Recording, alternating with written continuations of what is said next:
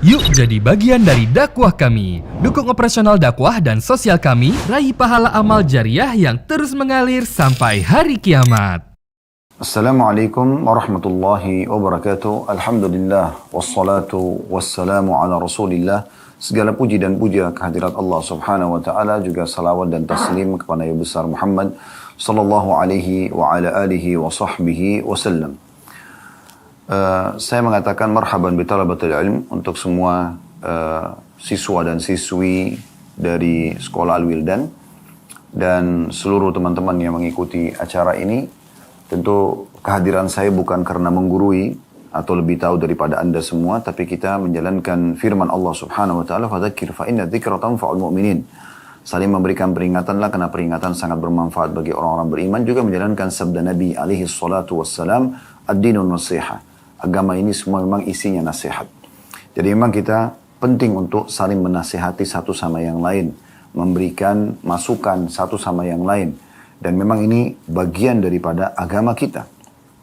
Dan bagaimana para sahabat ridwanullahi alaihim, mereka itu di saat bertemu satu sama yang lain, mereka selalu berkata, "Ta'al nu'minu sa'ah." Ayo kita menambah iman kita sesaat. Bahkan di antara mereka, walaupun hanya sekedar berbicara saja atau menyampaikan saja ya, surah Al-Asr atau Wal-Asr, ya, surah Al-Asr mengingatkan saja itu sudah cukup ya bagi mereka untuk ya, menjadikannya sebagai peringatan satu sama yang lain. Baik, kesempatan ini insya Allah kita akan membahas tentang akhlak Rasulullah Sallallahu Alaihi Wasallam. Bermula dari surah Al-Qalam ayat 4, di mana Allah Azza wa Jal telah memuji nabinya Muhammad Sallallahu Alaihi Wasallam dengan firman-Nya, "Wa innaka la'ala khuluqin azim." Sesungguhnya hai Muhammad, engkau benar-benar memiliki akhlak yang sangat mulia. Jadi pujian Allah Subhanahu wa taala ini sebagai pencipta seluruh makhluk kepada Nabi Muhammad SAW bukan hal yang ya main-main, tapi ini sesuatu yang sangat luar biasa, ya, dimana memang ini pasti karena adanya karakter dan sifat yang sangat mulia dari baginda Nabi alaihissalatu wassalam. Dan Allah Subhanahu wa taala juga menyebutkan dalam surah Al-Ahzab, ya, penjelasan tentang agar seluruh orang beriman menjadikan Nabi alaihissalatu wassalam sebagai suri tauladannya. Dalam firman-Nya Allah menyebutkan, "Laqad kana lakum fi Rasulillahi uswatun hasanatun liman kana yarjullaha wal yawmal akhir wa dzakarallaha katsira."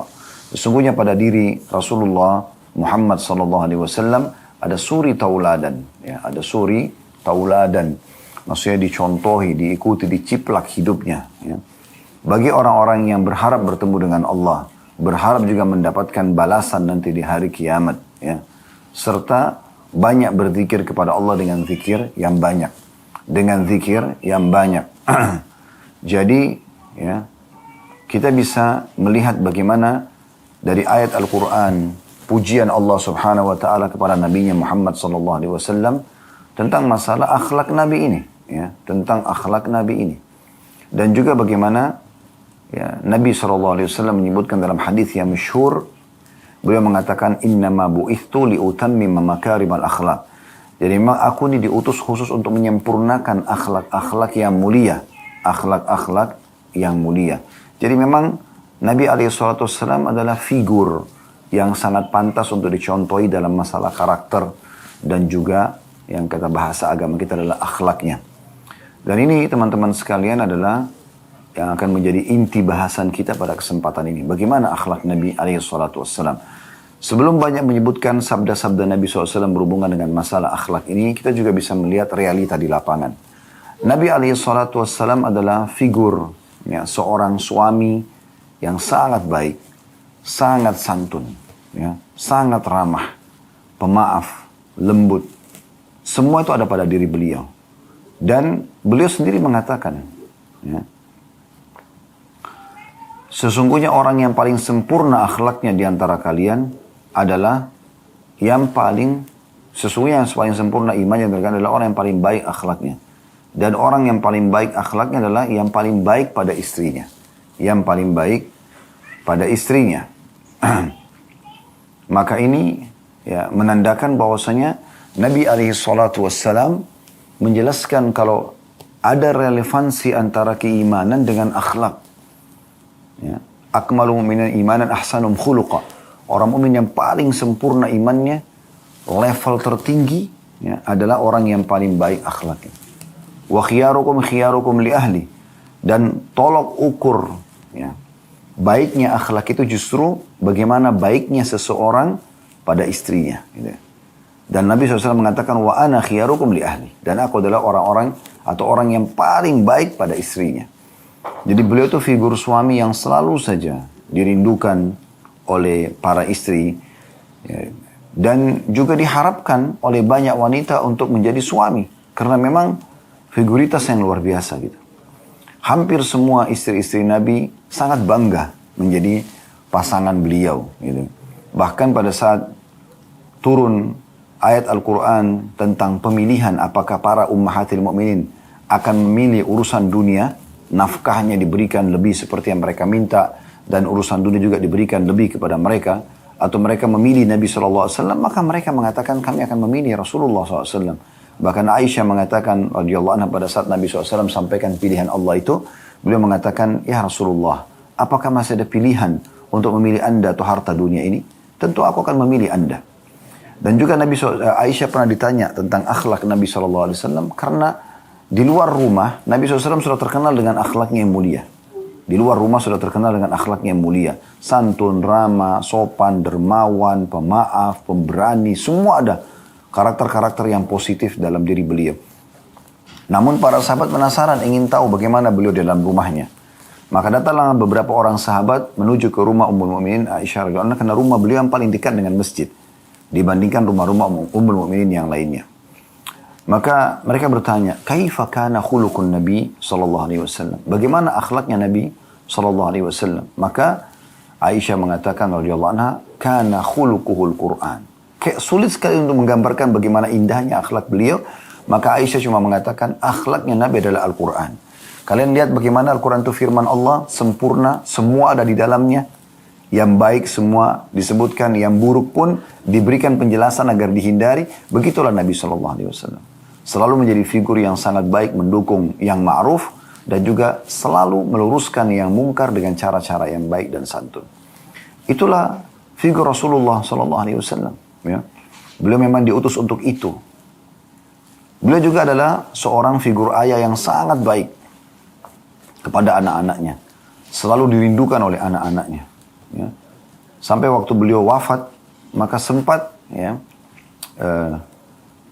ditaburkan tanah ke dalam lubang kuburan Nabi SAW, dan Fatimah radhiyallahu anha melihat ya, ke arah kuburan tersebut sambil meneteskan air mata. Dia mengatakan, apakah jiwa kalian bisa menerima untuk meletakkan tanah ke arah tubuh Nabi SAW? Waktu kena sayangnya sama ayahnya gitu ya. Dan juga pada saat di Mekah sempat salah satu tokoh Mekah, dia seingat saya Uqbah bin Abi Mu'aid yang akhirnya terbunuh di perang Badr, sempat menuangkan kotoran unta di atas kepala Nabi SAW yang mulia pada saat beliau sedang sujud depan Ka'bah. Dan dia juga yang pernah menginjakkan telapak kakinya ke leher Nabi sampai Nabi SAW mengatakan seakan-akan aku akan meninggal dunia karena kerasnya injakan tersebut. Maka pada saat itu Fatimah datang lalu menangis dan membersihkan kepala ayahnya karena merasa ayahnya, dan dia merasa ayah ini hadir dalam hidupnya, kalau tidak mungkin ya. Dan Nabi SAW mencontohkan kepada semua umat ini bagaimana bermuamalah dengan anak kecil, bermuamalah dengan anak-anak yang atau remaja yang lebih muda. Beliau SAW mengucapkan salam kepada semua orang, apakah anak-anak, remaja. Dan SAW kalau masuk ke dalam kota Madinah, sementara beliau datang dari perjalanan, apakah safar atau yang lainnya, pasti sudah disambut di pintu gerbang Madinah oleh anak-anak kecil Madinah. Ada yang bergantungan di telapak kaki Nabi yang kanan, ada yang kiri, ada yang di tangan kanan, ada yang di tangan kiri, ada juga yang bergelantungan sampai di pundak Nabi SAW. Dan pada saat sudah tidak mampu lagi memegang anak-anak muslimin, beliau mengatakan kepada para sahabat, bantulah aku. Maka Abu Bakar, Umar dan sahabat-sahabat yang lain menggendong anak-anak muslimin tersebut. Ya. Ini menandakan kenapa? Karena ada figur ayah yang penuh dengan sifat penyayang, ya, penyantun. Bukan cuma pada anak secara langsung, kepada cucu pun sama. Pernah Hasan dan Husain datang dan lewat di hadapan Nabi SAW di masjid, sementara Nabi lagi ngobrol dengan para sahabat. Maka pada saat itu Nabi SAW memeluk keduanya dan menciumnya. Ada Al-Aqra' bin Habis, salah satu sahabat, dia kaget pada saat itu melihat. Dan dia mengatakan, apakah kalian mencium anak-anak kalian? Sesungguhnya aku memiliki 10 orang anak, belum pernah aku cium selamanya. Maka Nabi SAW menghadap ke arah Al-Aqra' sambil mengatakan, ya, aku tidak melihat kecuali Allah sudah mengangkat kelembutan dari hatimu. Pernah satu kali Hasan radhiyallahu anhu lewat ya, di hadapan Nabi SAW, dan Nabi memegang kedua telapak tangan Hasan yang kecil, waktu itu masih kecil, dan membiarkan kedua telapak kakinya menginjak telapak kaki Nabi. Kemudian Hasan terus menaikkan kakinya ke betis Nabi, ke tulang kering Nabi, ke betis Nabi, ke lutut Nabi, ke paha Nabi, sampai akhirnya naik ke perut Nabi dan naik ke dada Nabi SAW. Dan Nabi SAW mengajaknya bercanda di depan para sahabat. Pernah juga Nabi SAW lagi sholat asar. Kemudian beliau pada saat lagi sujud di rakaat terakhir, itu sempat Hasan dan Husain datang. Lagi Nabi SAW sholat. Dan kemudian tiba-tiba keduanya menaiki punggung Nabi SAW di saat lagi sujud. Di saat lagi sujud. Maka Nabi SAW tidak angkat kepalanya. Sampai sebagian sahabat yang meriwayatkan hadis mengatakan, kami mengira sesuatu buruk telah menimpa Nabi SAW.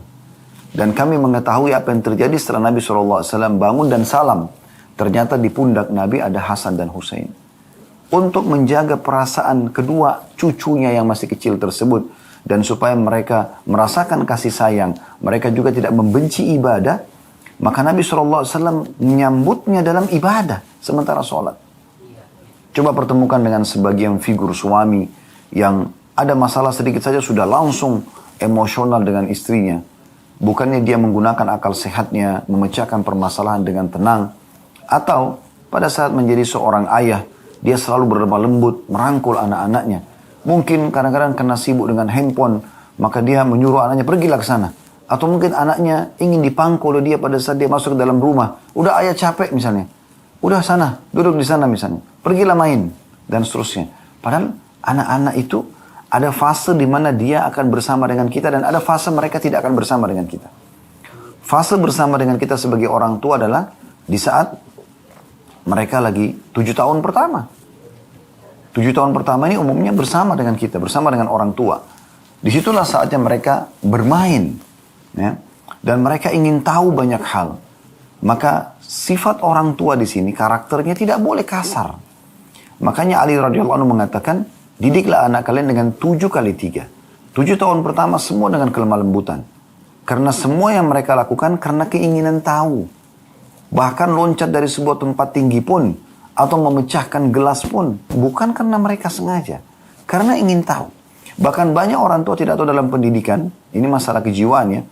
Sering kali ada orang tua cuek dengan anaknya di saat anaknya lagi mau bermain. Bahkan disuruh pergi main sendiri. Padahal anak itu tidak tahu harus main apa. Kemudian dia sibuk dengan handphone atau aktivitas yang lainnya. Di saat misalnya anak itu mencoba sebuah demo, tanda kutip. Misalnya memecahkan gelas, membanting pintu. Lalu orang tuanya teriak dan marah. Bagi anak-anak ini, teriakan dan marah ini adalah bentuk kasih sayang. Oh, berarti saya harus buat masalah. Baru kemudian orang tua saya berikan perhatian. Nah seperti itu munculnya. Nah ini banyak yang orang tidak pahami. Gitu kan? Padahal sebenarnya kalau kita duduk sedikit. Ngajarin mereka doa. Ajarin mereka ya akhlak yang baik. Kisah. Ya. Saya coba dulu dengan beberapa anak-anak yang Allah amanahkan kepada saya. Dan saya duduk sambil menceritakan kepada mereka kisah.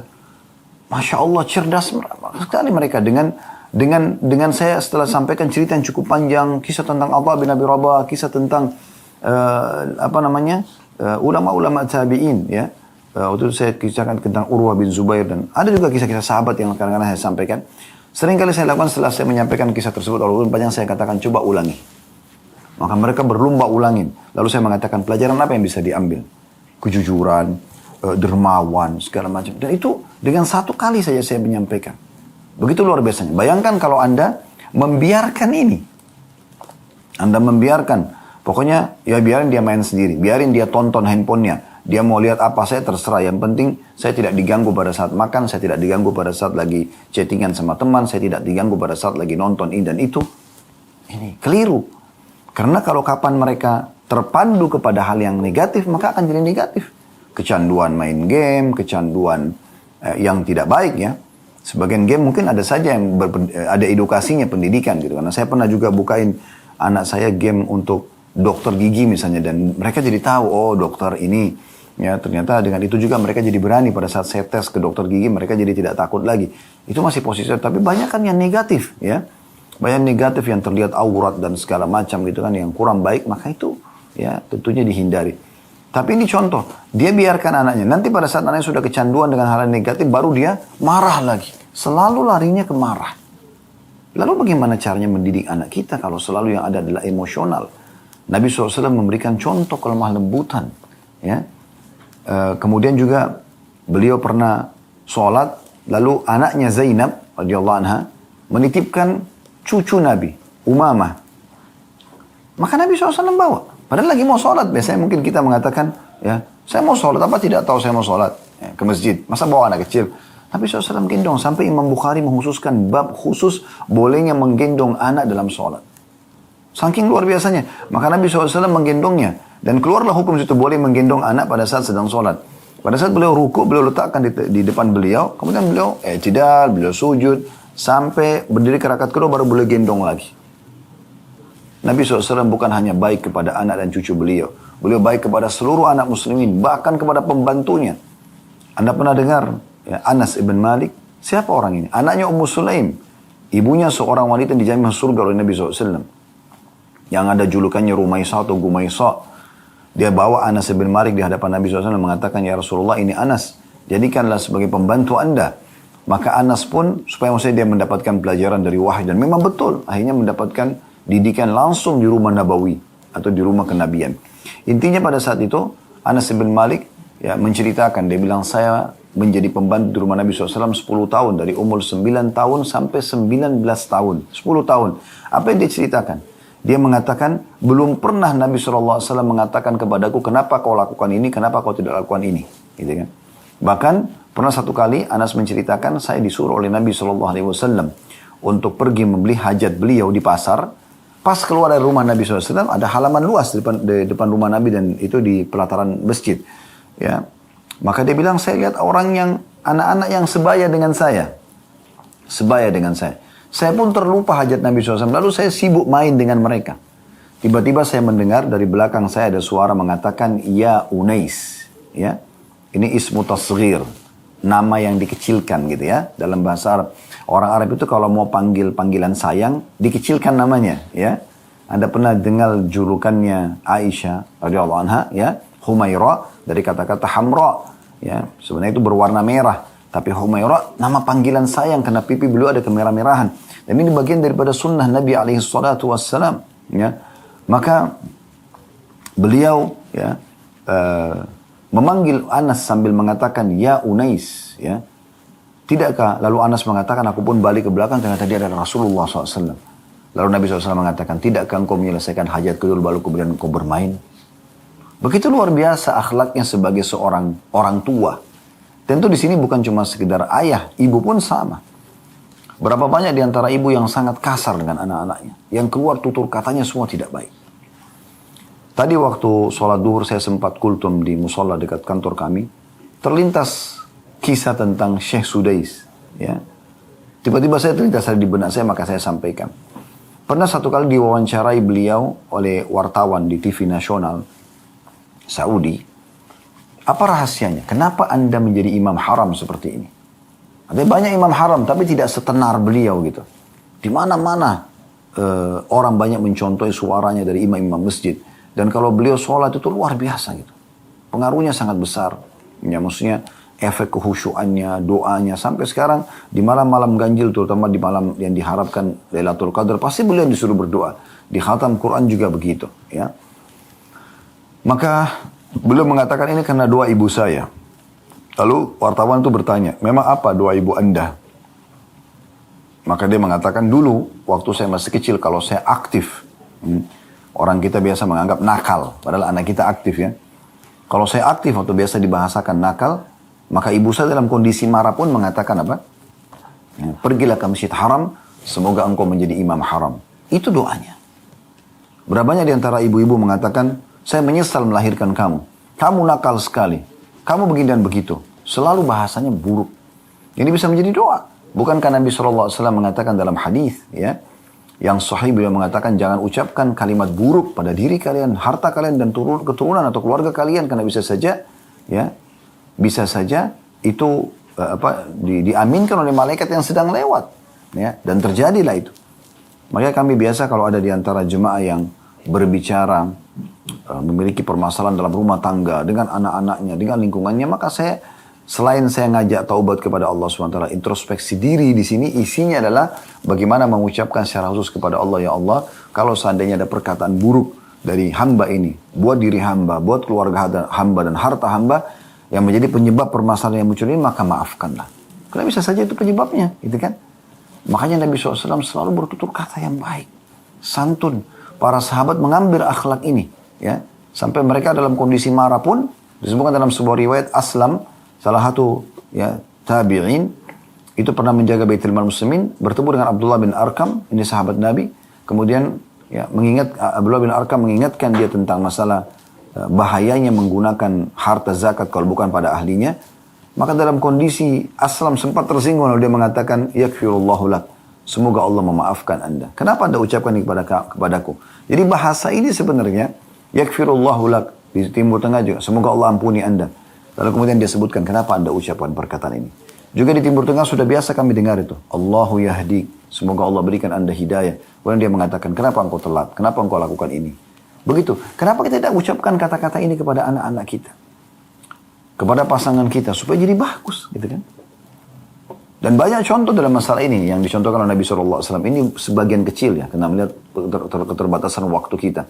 Kemudian juga Nabi SAW menjadi seorang figur, ya, sahabat, teman yang sangat sempurna. Sampai beliau selalu dirindukan oleh para sahabatnya. Setiap hari di depan pintu rumah Nabi SAW, sahabat sudah pada ngumpul. Gitu. Mau melihat wajah beliau. Karena wajahnya penuh dengan cahaya. Orang yang biasa tenang, ya, tidak emosional, orang yang bijaksana, apalagi orang yang sangat dekat dengan Allah, sering berwudu, sering berzikir, baca Al-Quran, orang yang bertakwa kepada Allah, itu wajahnya bercahaya. Kita melihatnya saja nyaman gitu. Melihatnya saja apa? Melihatnya saja sudah nyaman gitu. Dan terasa ada tambahan iman. Memang sudah begitu figur orang-orang beriman. Sampai Ka'ab pernah menggambarkan, saya pernah di depan rumah Nabi SAW dan saya sedang melihat bulan purnama. Dan sangat indah, mata saya tidak mau teralihkan dari bulan purnama itu. Ya. Kemudian saya melihat ke arah pintu rumah Nabi, kebetulan pintu rumah Nabi pas dibuka dan Nabi lagi keluar. Waktu itu menggunakan jubah berwarna merah dan baru habis mandi, rambutnya disisir rapi SAW. Maka Ka'ab mengatakan, aku pun melihat ke arah Nabi, aku menemukan Nabi lebih indah daripada bulan purnama itu. Beliau selalu dirindukan, beliau selalu diceritakan oleh para sahabatnya karena akhlaknya, karena penampilannya, karena segala macam hal. Ya. Mereka sangat senang menjadi para sahabat Rasulullah SAW. Dan kita pun tentu berharap bisa menjadi sahabat beliau. Karena akhlak-akhlak yang mulia. Beliau selalu menasehati dan merangkul dengan cara yang baik. Dengan cara yang santun. Berapa banyak di antara sahabat yang berperilaku kasar. Karena mereka orang Arab Badui. Disebutkan dalam sebuah riwayat Bukhari. Bahwasanya ada seorang sahabat Badui datang. Dan mengatakan, Ya Rasulullah, berikanlah aku dari harta yang Allah amanahkan kepada Anda. Perkataan yang kasar. Bahkan sebagian mereka yang mengatakan, hai Muhammad, berikan harta Allah yang diamanahkan kepadamu. Sebenarnya orang ini terbiasa dengan pola seperti ini. Mungkin dia pun kalau minta makan sama istrinya, mana makanannya, berikan kepada saya. Nah, gitu. Jadi seperti itu. Ya. Tapi subhanallah, ya, Nabi SAW tidak seperti itu. Ya. Beliau tidak marah-marah, ya. Beliau sangat santun, sangat baik gitu, ya. Akhirnya beliau mengatakan, baiklah, ambillah ini. Nabi SAW berikan. Setelah Nabi berikan, Nabi SAW masih bertanya di depan para sahabat, cukupkah? Orang itu dengan santainya mengatakan, belum. Sebenarnya, sebagian ulama hadis menanggapi, orang Badui ini bukan kasar sebenarnya. Tapi bawaannya sudah begitu. Pribadinya mungkin karena tidak pernah dibentuk, tidak pernah diberikan masukan tentang akhlak yang mulia, sehingga memang muamalahnya seperti itu. Ada orang bawaan ini memang karena lingkungan, karena keluarga yang membentuk dia, menjadi seperti figur yang keras ataupun kasar. Maka Nabi SAW mengatakan, baiklah, silakan ikut ke rumah saya akan berikan kepada anda. Maka Nabi SAW mengajak orang itu ke rumah, lalu Nabi SAW berikan. Sampai orang itu, waktu Nabi SAW tanya, sudah cukup? Dia mengatakan, sudah cukup. Jazakallahu khairan. Perhatikan, orang ini mengatakan kalimat tersebut. Apa yang Nabi SAW lakukan? Sebagai bentuk akhlak beliau. Sebagai seorang sahabat yang baik. Beliau ambil positifnya, beliau tinggalkan semua negatifnya. Beliau mengatakan, kalimat kau ini sangat bagus yang kau ucapkan. Ketahuilah, di masjid tadi, waktu kamu pertama datang, kata-kata yang kau ucapkan mungkin sudah menyinggung perasaan sebagian sahabatku. Bisa nggak saya ajak kamu sekarang ke masjid, lalu kamu ucapkan kalimat ini lagi. Kamu katakan jazakallah khair karena sudah cukup pemberian. Supaya mereka tidak tidak salah sangka dengan kamu. Maka dia mengatakan, baiklah. Maka Nabi SAW ajak lalu mengatakan, sesungguhnya di depan para sahabat, orang ini tadi datang dan punya hajat. Dia menyampaikan hajat, kami berikan kepada dia. Kemudian dia masih kurang, kami ajak ke rumah kami. Lalu kami berikan. Dan setelah kami berikan, ternyata sudah cukup buat dia. Bukankah begitu saudaraku? Iya. Lalu bagaimana? Dia mengatakan, jazakallah khairan. Kata Nabi SAW, lihat. Dia mengucapkan perkataan positif ini. Ya. Jadi jangan pernah ada yang marah dengan saudaranya ini. Dan orang itu pergi. Lihat bagaimana Nabi SAW menjadi seorang sahabat yang luar biasa. Gitu kan? Beliau kalau berada di tengah-tengah sahabat, selalu duduk, tersenyum, berbaur dengan mereka. Tidak ada eksklusif. Berbaur dengan mereka, mendengarkan keluhan mereka, memberikan masukan kepada mereka, menerima hadiah yang mereka berikan. Jadi Nabi SAW figur yang luar biasa gitu. Ya. Sampai disebutkan dalam beberapa riwayat, ya, sebagian sahabat menggambarkan, kami belum pernah menemukan tangan lebih lembut daripada tangan Nabi SAW. Bahkan tangan beliau digambarkan lebih lembut daripada sutra. Karena orang yang punya figur, karakter yang lembut itu berpengaruh pada kelembutan tubuhnya. Lihat nggak orang kalau biasa emosional, berkerut sana sini, ya. Karena sering marah, ya. Tapi kalau orang yang tidak emosional, kita temukan walaupun umurnya mungkin sudah mencapai umur senja, umur yang sudah pertengahan ke atas lah, 30 tahun, 40 tahun, 50 tahun ke atas, mungkin sudah, ya, orang yang tidak emosional tidak akan berkerut, ya. Ataupun ada sedikit mungkin karena faktor umur. Tapi kalau orang yang emosional mungkin 20, 25 tahun, 30 tahun sudah kita lihat semuanya rambutnya sudah ubanan, berkerut sana sini. Itu karena emosi yang tidak bisa terkontrol. Makanya pernah ada sahabat yang datang dan mengatakan, ya Rasulullah, ausini, wahai Rasulullah, berikan aku wasiat. Apa maknanya? Supaya aku ini berinteraksi sama manusia. Oke, ya. Juga di penilaian Tuhanku juga oke, bagus gitu. Aku tidak ada masalah. Itu ausini, berikan aku wasiat supaya aku ini bahagia dunia akhirat.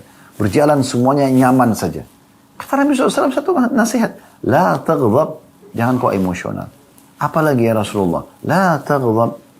Apalagi ya Rasulullah. La taghdab. 3 kali. Dalam riwayatnya Nabi SAW mengatakan. La taghdab. Walakal jannah. Jangan kau emosional. Kau pasti akan dapat balasan surga. Dan beliau mengatakan dalam hadis Bukhari yang lain. Laisa sur'atu bil ghadab. Bukan keperkasaan, kejantanan, kedewasaan dinilai daripada emosional seseorang. Walakinna sur'atu man malaka nafsu indal ghadab. Tapi kedewasaan, kebijaksanaan, justru keperkasaan dinilai pada saat orang bisa mengontrol emosinya di saat dia sedang marah. Begitu Nabi SAW contohkan dan gambarkan. Gitu kan? Beliau figur orang yang sangat pemberani. Disebutkan dalam sebuah riwayat bahwasanya pernah terjadi gemuruh, suara gemuruh di kota Madinah.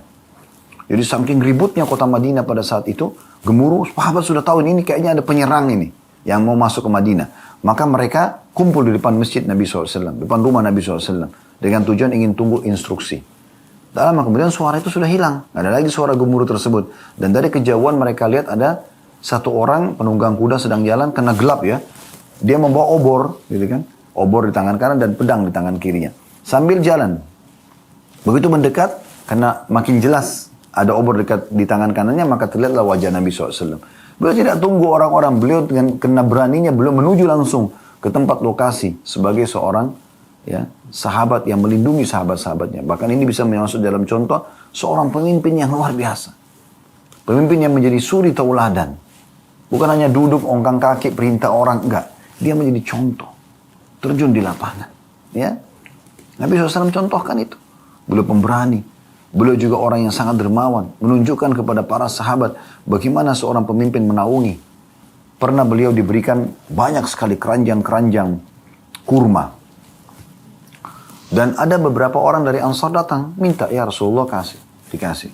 Kasih. Dan Nabi itu kalau beri teman-teman sekalian bukan seperti misalnya punya 10 kue, kita cuma kasih 1 kue. Enggak. Nabi SAW lihat, oh orang ini punya keluarga sekian. Butuh 10 langsung dikasih. Butuh 5 dikasih. Jadi bukan main-main untuk memenuhi kebutuhan. Bukan hanya sekedar kayak melepaskan tanggung jawab atau supaya orang ini tidak tuntut lagi. Enggak. Jadi luar biasa, kedermawanan yang luar biasa. Makanya Jabir bin Abdullah menggambarkan karena Nabi SAW ajwadun nas. Nabi SAW adalah orang yang paling dermawan, susah digambarkan. Bahasa Arabnya ajwad. Ya. Orang yang sangat jud, orang yang melampaui batas kedermawanan. Kalau ada orang, digambarkan kalau dari bahasa Arab itu, kalau ada orang yang suka memberi dengan pada saat orang minta, misalnya ada orang datang minta dikasih, itu dikatakan orang yang baik. Ya. Tayyibun nafs atau yang bahasa-bahasa yang semirip dengan itu. Tapi kalau ada orang yang tanpa dimintai dia beri, ini namanya orang yang jud, karam. Orang yang punya kedermawanan yang luar biasa. Nah itu dimaksud dengan ajwadun nas. Nabi SAW itu tidak tunggu orang minta. Tidak minta pun beliau kasih. Suka sekali begitu. Dan beliau tidak pernah menolak siapapun yang minta. Selalu beliau kasih. Bahkan Anda perlu ketahui, ada hadis-hadis Nabi SAW ya, yang menegur ya, orang-orang yang punya kelebihan harta lalu dimintai, lalu dia mengatakan tidak ada misalnya. Itu ada teguran tersendiri oleh Nabi SAW. Yang jelas, beliau pernah memberi. Akhirnya habis keranjang-keranjang kurma. Beliau sendiri belum makan, beliau sendiri juga belum bawa pulang ke rumahnya. Tanya masih ada orang yang datang minta. Ya Rasulullah, saya juga mau. Sudah habis. Nabi SAW tidak mengatakan, oh sudah habis. Enggak kau lihat sudah habis? Enggak. Atau saya sudah tidak punya. Beliau diam saja. Lalu Umar bin Khattab yang merupakan sahabat beliau dan juga mertua beliau radhiyallahu anhu di sebelah Nabi mengatakan, ya Rasulullah, Allah tidak bebankan Anda di atas kemampuan Anda. Artinya sudah, Anda sudah bagi tadi. Ini sekarang orang minta sudah nggak ada. Nabi SAW tetap diam. Ali bin Abi Thalib di sebelah Umar yang merupakan sahabat beliau juga, sepupu beliau sekaligus anak mantu beliau dan mertuanya Umar. Karena di akhir hidupnya Umar bin Khattab beliau menikah dengan Ummu Kalthum binti Ali. Ya. Dan ini untuk menjelaskan tambahan informasi saja kalau para sahabat itu saling dekat satu sama yang lain. Ya. Di mana orang Syiah membenci Umar bin Khattab, memuliakan Ali. Padahal sebenarnya mereka saling memuliakan satu sama yang lain. Maka Ali bin Abi Thalib mengorek kantongnya dan menemukan ada 3 dirham uang. Lalu beliau mengatakan, ya Rasulullah, ini masih ada sedikit harta saya. Berikan kepada siapapun yang Anda inginkan. Maka Nabi SAW senyum. Beliau langsung kasih kepada orang yang minta. Lalu beliau mengatakan kalimat yang mulia. Bihadza umirtu. Beginilah aku diperintahkan. Memang begitu. Seorang pemimpin yang selalu ingin menaungi, selalu ingin memberi. Sifat kedermawanan yang luar biasa. Baik sebagai individual ataupun sebagai pemimpin. Ya. Dan beliau pernah menyebut sebuah hadis yang mulia. Dan ini diangkat oleh Imam Az-Zahabi rahimahullah dalam kitab Al-Kabair beliau. Tentang bahayanya bukhul.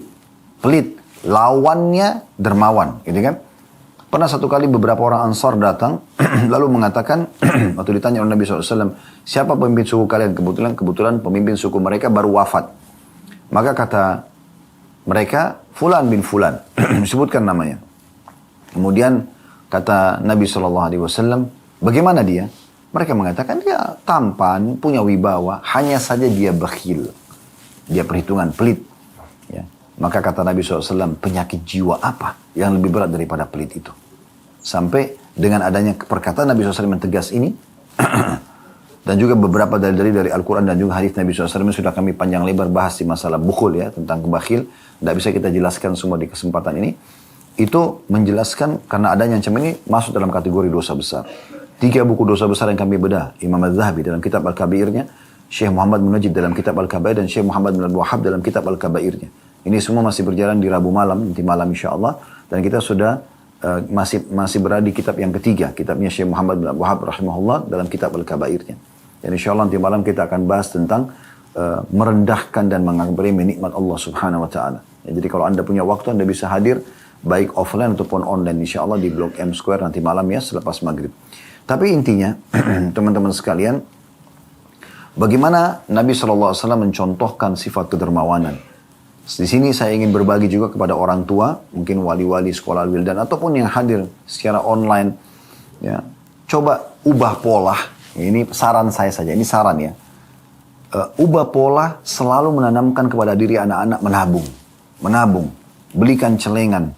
Kenapa disuruh menabung? Kenapa bukan disuruh sedekah?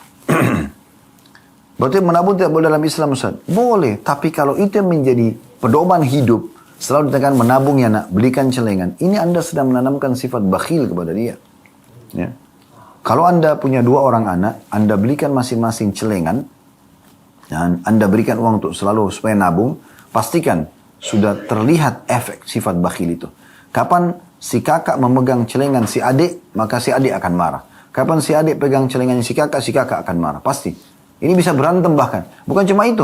Kita sebagai orang tuanya pun kalau memindahkan celengan si anak, maka anak akan mengatakan, siapa yang pindahkan celengan saya? Ibu nak. Ibu ini. Nah, ayah ini. Itu kan punya aku. Nah, ini efek daripada itu. Ya. Orang-orang kapitalis mengatakan menabung pangkal kaya. Ini bentrok sekali dengan Islam. Islam adalah sedekah pangkal kaya. Berikan uang jajan kepada anak-anak dan bahasakan ke mereka. Nah, nanti pada saat istirahat, kalau lagi belanja di kantin, ya, belikan temanmu ya. Kalau ada teman yang tidak mampu, ataupun ada sahabat kamu, berikan saja. Tidak masalah. Ajarkan mereka bersedekah. Pergi ke masjid atau musola dekat rumah, berikan uang. Biarkan mereka terbiasa berikan di celengan masjid. Anak-anak kami, karena kami biasakan ini, setiap kali jalan pun, di jalan, kadang-kadang mereka sudah ingatkan, abati, itu ada orang miskin. Nah mereka tahu, sering kami mampir berikan kepada orang-orang ini. Mereka sudah terbiasa, bahkan mereka berlumba, saya abati, maksudnya saya yang memberikan gitu. Saya berikan mereka untuk memberikan. Maka ini contoh, karena Islam memang mengajarkan begitu. Dan Rasulullah SAW berakhlak dermawan. Kita sedang pelajari akhlak beliau SAW. Tanamkan itu. Kadang-kadang yang saya tidak bisa, masih belum bisa nangkap itu ya. Adanya suami istri yang ribut tentang utang piutang. Kamu pakai uang saya, kamu pakai uang saya. Itu kan uang saya. Subhanallah. Allah menjadikan suami istri sebagai pakaian satu sama yang lain, terus masih perhitungan dengan masalah uang. Ini unik sekali. Ya. Dermawan, kasih saja. Bolehkah istri memberikan kepada suami? Boleh. Bahkan itu sedekah yang paling afdal. Istri Abdullah bin Mas'ud radhiyallahu anhum ajma'in pernah mendengarkan motivasi Nabi SAW untuk sedekah. Bahkan dalam beberapa ulama hadis menerjemahkan dengan zakat bahkan. Kemudian dia pulang ke rumah, dia mengatakan kepada suami Abdullah bin Mas'ud, tadi kami mendengarkan ceramah Nabi SAW tentang sedekah. Ada sedekah saya mau keluarkan. Tapi saya tadinya berpikir untuk memberikan kepada anda. Cuma saya mau tahu hukumnya, boleh nggak? Kalau nggak boleh, maka saya akan alihkan ke orang lain. Cobalah tanya kepada Nabi SAW. Abdullah bin Mas'ud karena punya wibawa seorang suami, dia mengatakan, kamu saja yang pergi tanya. Maka pergilah istri Abdullah bin Mas'ud bersama seorang wanita Ansar yang lain. Datang ke rumah Nabi SAW. Kemudian menanyakan tentang masalah hukum ini. Walaupun bukan Nabi SAW yang keluar adalah Bilal pada saat itu radhiyallahu anhu. Kemudian ditanyakanlah hukumnya. Kalau tidak salah nama istri Abdullah bin Mas'ud Zainab. Ya. Maka Nabi SAW menjawab pada saat itu.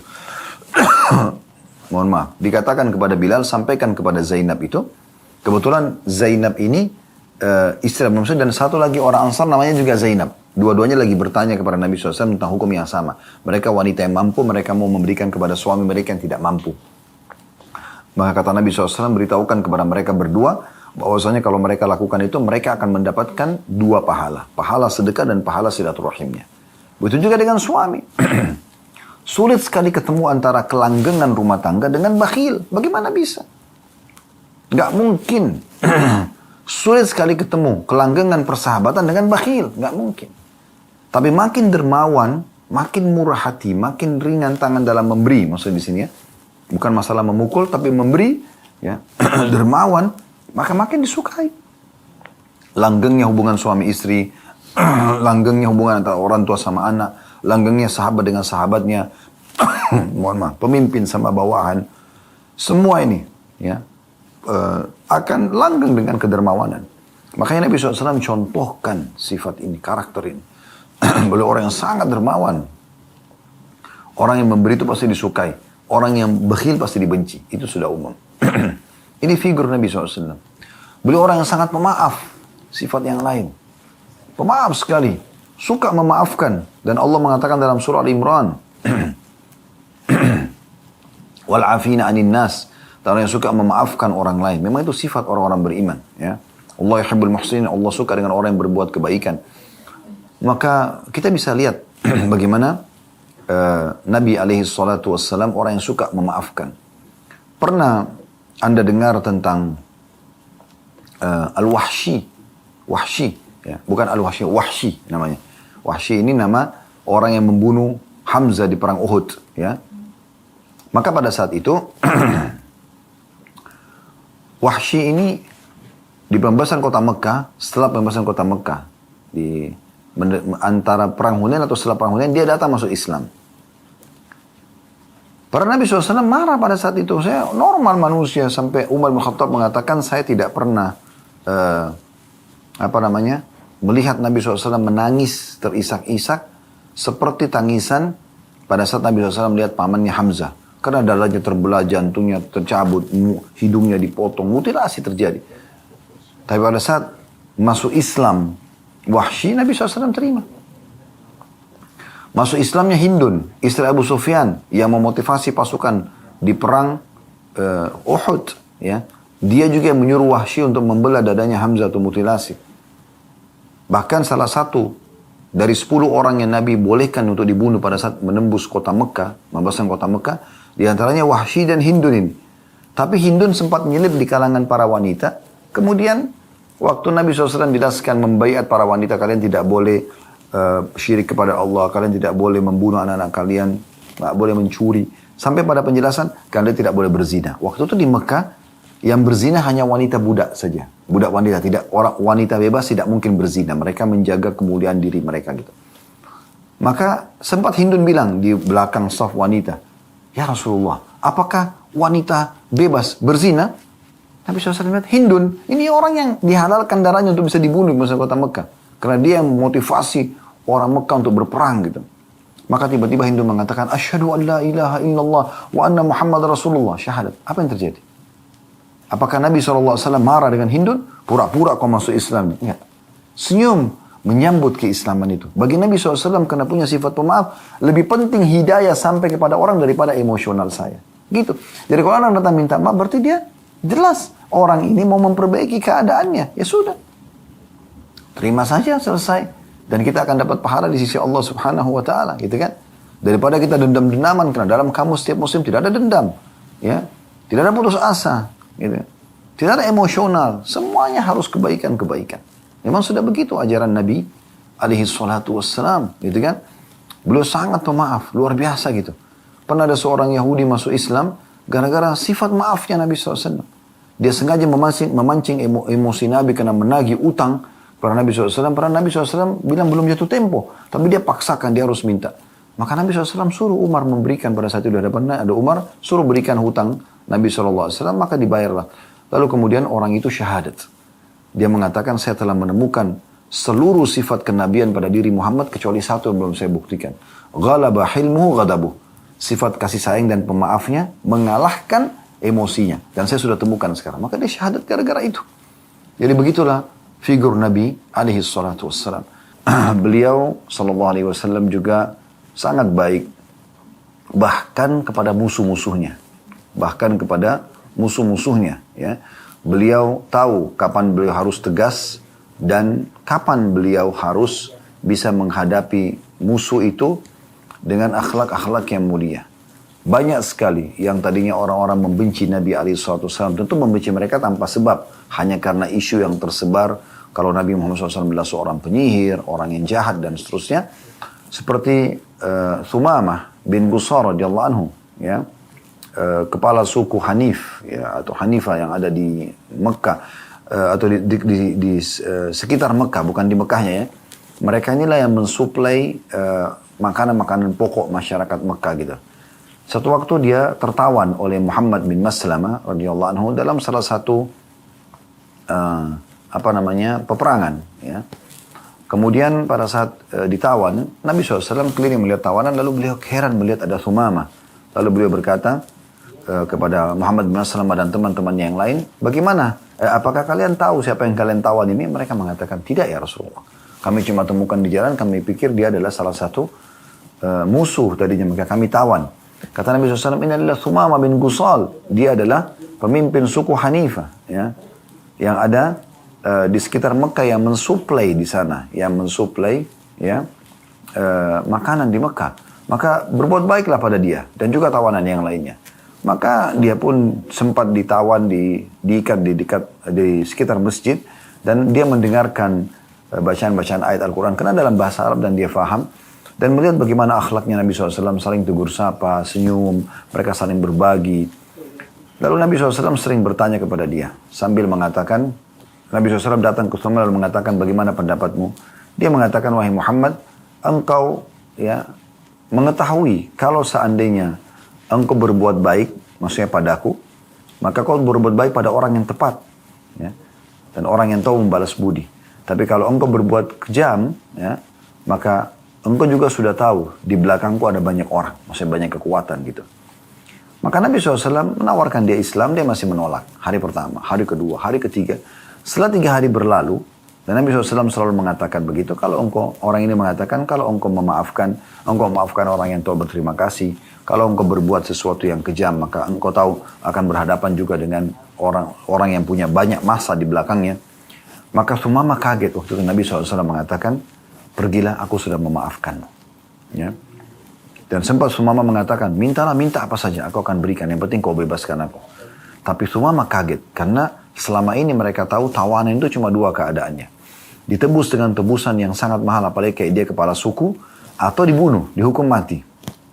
Maka Nabi SAW tidak ganggu dia, bahkan selama 3 hari itu ditawan, diberikan makan yang cukup dan segala macam. Kemudian juga, ya, dia dimaafkan oleh Nabi SAW. Maka Thumamah pun keluar dari kota Madinah, kemudian sempat mandi, lalu masuk, lalu syahadat. Setelah syahadat mengatakan, ya Rasulullah, dulu adalah anda figur orang yang paling aku benci, sekarang anda adalah orang yang paling aku cintai. Dulu kota anda ini, negeri anda negeri yang paling aku benci, sekarang negeri anda negeri yang paling aku cintai ya Rasulullah. Perintahkan aku apa saja. Maka Nabi SAW mengatakan, lanjutkanlah perjalanan umrahmu. Tadinya Thumamah ini mau umrah gitu. Pergi lanjutkan umrahmu dan lakukan apa yang kau bisa lakukan. Maka dia pun pergi ke Mekah, disambut oleh orang-orang Mekah, karena ini pemimpin suku Hanif ini yang mensuplai makanan pokok orang-orang Mekah gitu. Maka pada saat tawaf, dia mengucapkan talbiyah dan dia menghapus talbiyah syirik. Ya, talbiyah yang umum dari zaman Nabi Ibrahim SAW dan dilanjutkan di zaman Nabi Muhammad SAW. Labbaik Allahumma labbaik, labbaik la syarika laka labbaik, innal hamda wa ni'mata laka wal mulk la syarika lak. Tapi orang-orang Quraisy menambah, illa syarikan huwa lak tamliku wa ma malak. Ada tambahan kesyirikannya. Kecuali sekutu, ya terjemah labbaik Allahumma labbaik, ya Allah aku jawab panggilanmu dengan santun, labbaik la syarika laka labbaik, aku jawab panggilanmu dengan santun, tidak ada sekutu bersamamu, innal hamda, segala puji-pujian, wa ni'mata, dan nikmat, innal hamda wa ni'mata laka wal mulk, milikmu lah, dan juga seluruh kerajaan, la syarika lak, tidak ada sekutu bersamamu. Maka pada saat itu, orang-orang Quraisy menambahkan, illa syarikan huwalak, kecuali sekutu yang engkau miliki, tamliku ma malak, ya. Nah, engkau pemiliknya dan apapun yang dia miliki juga milikmu. Bahasa ini seakan-akan Allah itu punya sekutu. Maka Thumamah menghapus itu. Maka mereka heran karena mereka tahu yang tidak membaca ini adalah muslimin. Mereka mengatakan, apakah engkau setelah meninggalkan agama nenek moyang wahai Thumamah, meninggalkan agama nenek moyang wahai Thumamah? Kata Thumamah, tidak, tapi aku sudah mengucapkan asyhadu an la ilaha illallah wa anna Muhammad Rasulullah. Tokoh-tokoh Quraisy langsung menawan Thumamah pada saat itu. Maka Thumamah menginstruksikan kepada anggota sukunya untuk memboikot semua makanan pokok yang masuk ke Mekah. Kepada saat itu terjadi pemboikotan besar-besaran. Sampai dalam 3 hari tidak ada suplai makanan masuk ke Mekah. Maka akhirnya ya mereka minta maaf kepada Thumamah. Thumamah mengatakan, ya Thumamah, pakai tha ya, Thumamah mengatakan, saya tidak akan memaafkan kalian sampai Rasulullah SAW memaafkan. Maka mereka pun terpaksa mengirim surat permohonan maaf kepada Nabi SAW. Setelah Nabi maafkan, barulah Thumamah melepas pemboikotan tersebut. Tapi musuh-musuh pun bisa masuk Islam seperti ini. Anda pernah dengar kisah tentang Urwah bin Mas'ud radhiyallahu anhu yang masuk Islam di perang Khandaq. Dia keluar dari Mekah dengan pakaian perangnya. Tapi akhirnya Allah tanamkan keimanan dan masuk Islam. Karena melihat kelembutan Nabi SAW. Dalam peperangan pun beliau tidak emosional. Ya. Tidak ada dalam Islam memutilasi musuh. Ya. Kalaupun membunuh, kata Nabi SAW, bunuh dengan cara yang baik. Ditusuk mati, selesai. Gitu. Ya, kalau dia minta ditawan, ditawan. Tidak ada pembunuhan. Dia akhirnya masuk Islam. Dan dialah yang membuat pasukan Ahzab akhirnya jadi bubar. Ya. Dengan izin Allah Subhanahu Wa Taala di malam akan ditiupkannya angin yang kencang pada saat itu. Jadi banyak sekali contoh-contoh. Dan kita kalau ingin mengorek akhlak Nabi SAW luar biasa luasnya. Gitu kan? Namun saya ingin melengkapkan bahasan kita dengan beberapa hadis-hadis Nabi SAW yang memang yang memang beliau menjadikan motivasi untuk kaum muslimin. Ya. Seperti misalnya hadis yang masyhur. Ya, diriwayatkan oleh Tirmidzi. Dan ini disahihkan oleh para ulama hadis. Ya. Hadis Abu Darda radhiyallahu anhu di mana Nabi SAW bersabda, "Ma syai'un athqalu fi mizanil mu'mini yawmal qiyamati min khuluqi hasan. Wa inna Allah la yabghadu al-fahish al-badi." Artinya, tidak ada sesuatu yang lebih berat dalam timbangan seorang mukmin di hari kiamat nanti. Yang paling berat justru akhlak-akhlak yang mulia. Dan sungguh Allah sangat membenci orang yang suka berkata keji dan juga ya berkata kotor dan keji dan bersikap kotor ataupun keji. Dan ini Nabi SAW menjelaskan sangat jelas. Pilihannya hanya memiliki akhlak yang baik atau ya memiliki akhlak yang buruk. Akhlak yang baik Allah puji, Allah senang, Allah ridho dengan itu, dan akhlak yang buruk Allah benci. Di antaranya adalah sikap dan perkataan yang buruk. Dan kita ambil pelajaran dari hadits Abu Darda radhiyallahu anhu bagaimana akhlak santun, dermawan, pemaaf, ya. Ini semuanya dan rangkaian-rangkaian teman-temannya ya, dari semua akhlak-akhlak yang baik, jujur, amanah, tanggung jawab, bakti sama orang tua, semua ini ya itu akan menjadi satu rangkaian pemberat di timbangan amal hari kiamat. Di dalam hadis yang lain juga masih dari Abu Darda radhiyallahu anhu, dan hadis ini masih riwayat Tirmidzi dan juga dinilai hasan. Kalau tadi hadis sahih, ini hadis hasan. Kata Nabi SAW, "Ma min syai'in yudha'u fil mizani athqalu min husnil khuluq." Tidak ada sesuatu yang akan diletakkan di timbangan amal seseorang pada hari kiamat yang lebih berat daripada akhlak. Wa inna sahiba husnil khuluqi la yablughu bihi darajata sahibis shaumi was shalah. Dan ketahuilah sungguhnya orang-orang yang berakhlak mulia itu akan mencapai derajat-derajat tinggi di surga yang dicapai oleh orang-orang yang rajin puasa dan juga rajin sholat. Juga hadis Abu Hurairah radhiyallahu anhu. Dalam hadis yang diriwayatkan Tirmidzi juga dan Ibnu Majah dan dinyatakan sahih oleh para ulama hadis, yaitu Abu Hurairah mengatakan, "Su'ila Rasulullah sallallahu alaihi wasallam an aktsari ma yudkhilun nas al-jannah." Ditanyakan kepada Nabi SAW, apa sih yang paling banyak membawa orang masuk ke dalam surga? Tiket VIP ke surga apa sih? Supaya gampang masuk surganya. Nabi SAW simpulkan dua. Faqala taqwallah wa husnul khuluq. Patuh kepada Allah, apa yang Allah perintahkan kerjakan, apa yang Allah larang jauhi, dan akhlak yang mulia. Itu partnernya. Artinya, kalau ada orang beriman tapi akhlaknya buruk, itu tidak ada kebaikan padanya. Atau dia akhlak baik tapi tidak beriman, juga tidak ada kebaikannya. Tidak dinilai di sisi Allah SWT. Ya. Ini nanti kita lanjutkan hadisnya, tapi saya kuatkan dengan hadis lain, riwayat Bukhari Muslim juga.